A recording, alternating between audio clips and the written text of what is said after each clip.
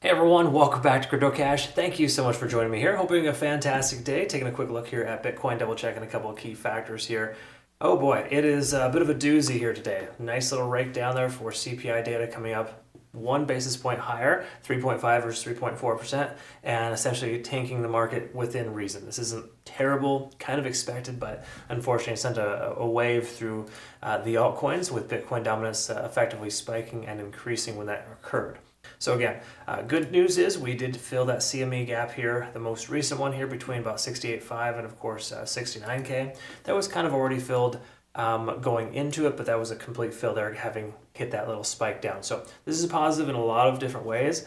So certainly not, the sky is not falling, so try not to over concern yourself. And at this point here, what is it? Buy red candles, sell green candles. That's kind of the concept, depending on how you look at it, right? So what we want to look at here, of course, is a different story here. This last 7 days liquidation, we can still see tons of liquidation as low as 65K. So again, we're not out of the woods yet. Just to clarify too, if we do take a look at the CME futures here, we can see CME gap as low as 63,000, roughly 863.8, 63.9, right in that range. Okay, so keep in mind, we're not in fantastic shape with that having kind of looming over our heads.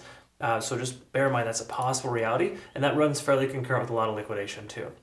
Keep in mind we have a lot of support below the price action with that key Fibonacci retracement level and so on. So I wouldn't necessarily think that we're in dire straits, but just want to make sure that you're aware of the back end data here so you can effectively make a informed decision. So I have a pretty large spot bag purchase order at about the 64K mark in case that CME gap gets filled. Okay, so that's just generally what we're looking at there in that sense. What we want to look at next here is just some charts. Obviously, that's why you're here, right? To double check the daily time frame. We've already looked at the weekly, but we'll recap that this weekend, of course. But weekly time frames kind of just having a stochastic divergence. We're still overall moving averages. We're not in bad shape at all. When we look at the daily, a similar scenario here. We're testing the 50-day, sorry, correction, that's a 20-day simple moving average, and we are right there at this point of contention again.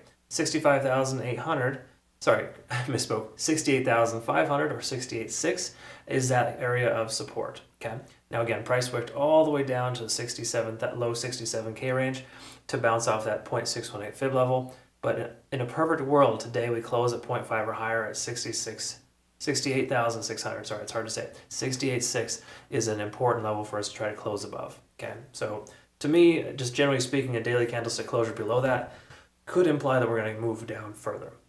Okay, so just bear that in mind. All right, so having taken a look at that, what we want to look at next is stochastic RSI swinging down. We can see traditional RSI hanging out right there at about 50, getting close to it, and generally speaking, money flow index is low. So this is moderately bearish, but still potentially bullish. And what I mean by that is we're over 50 on the RSI. That's generally an important factor. To me, that's one of the more determining factors here. That concurrent with being above all moving averages, I don't really think we're in terrible shape. Now, is this a perfect buy the dip situation?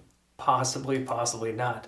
Truth is, I feel like we're going to probably see a little bit more downside. This could just be a little too early to tell. But again, if we zoom out and kind of look at the most recent support, let's look at the volume. We got a heavy amount of concentration volume at 67,000. That's exactly where the price action wicked down to today. Okay, so that kind of reaffirms that 0.618, that golden pocket, roughly at about 67 to 67,600. That is an area of support for us based on volume and, of course, key Fibonacci retracement levels. So again, daily time frame is not terrible. This is par for the course, folks. Natural correction. I wouldn't say it's supernatural because truth is, what was it? We saw $1.94 billion sold in 12 minutes. So that's a fresh way to start the day, folks. Good stuff there. Again, all in all, not terrible shape here. Responding quite well, all things considered, to that sell-off. Just keep in mind, again, we want to get above that 68.5, 68.6 mark today to give us any confirmation to be able to shift the momentum back to the upside.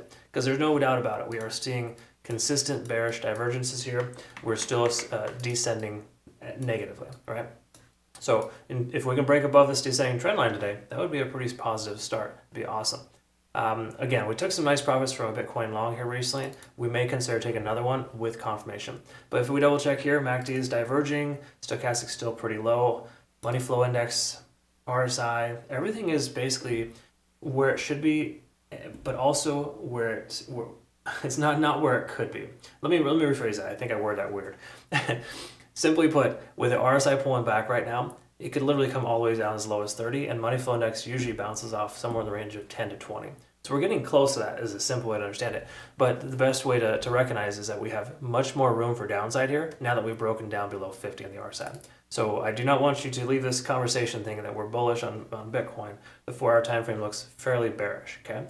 We're also maintaining above, a couple moving averages, the 200 and the so that's the 50. However, we're below a couple of others as well. So when you're smack dab in the middle of moving averages, generally it's best practice to avoid taking a trade to ensure that you get, you want to trade with confirmation. There's not a lot of confirming factors here, letting us know the price can go honestly in either direction. However, there's more signs pointing down on the 4-hour time frame, just as a rough estimate for you. Okay, looking at the hourly, if we take a look at the hourly, we can double check and confirm here too that the lagging span is getting close to the price action, confirming that we may want to consider closing a short if you have one open. Same thing with lagging span and below that is the conversion line below the baseline. That is also disadvantageous there. It's showing us that the price action has a tremendous amount of momentum and that further downside is more likely. We're also below the cloud, so again, do not walk away from this conversation thinking that I'm bullish on Bitcoin. The macro still looks okay, but the 1 hour and the 4 hour are pretty terrible. Okay, so there's no reason to kind of consider the price action just going to respond positively and just take off from here. Okay, but with confirmation, we might be able to see that. In other words, a closure above 68,000. Sorry, I keep saying that. Yeah, 68,600, 68.6 is it going to be a solid start. So roughly where we're at right now, we can just literally go sideways by the end of today's trading day. We're going to be able to break this descending trend, and that would be a very strong start to a potential, consideration for a long position. But the truth is we're far ways away from any type of confirmation. So it's best to avoid taking trades in this environments right now.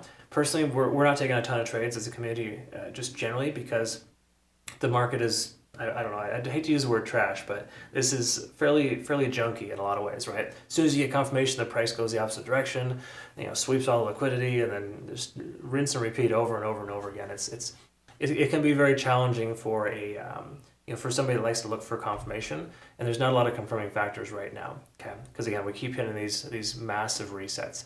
So what are your thoughts? Comment below. I'd love to hear it, honestly. Sorry, there's not really too much direction at this point. If you take a long position, honestly, it'd just be risky right now, even though I'm sure a lot of folks bought the dip at that 0.618 fib level, which hindsight, of course, would have been a good call from a day trader's perspective. But again, from swing trading right now, we have zero confirmation that there's any good consideration for a long position just yet. So please hesitate, pump the brakes. It's okay. There's nothing wrong with taking less trades right now. I would say between now and Bitcoin halving, we're going to see a lot of nonsense like this. It's just kind of the way that it's going right now. All right, hope that made sense. I described that correctly. Thank you so much for watching. Comment below if you could. Like, subscribe, follow the whole 9 yards. Deeply appreciate it. And if you want to, again, become a better trader, jump on over to my trading university, academy, and community. We'll look forward to seeing you in the next one. Have a good rest of your day. Take care.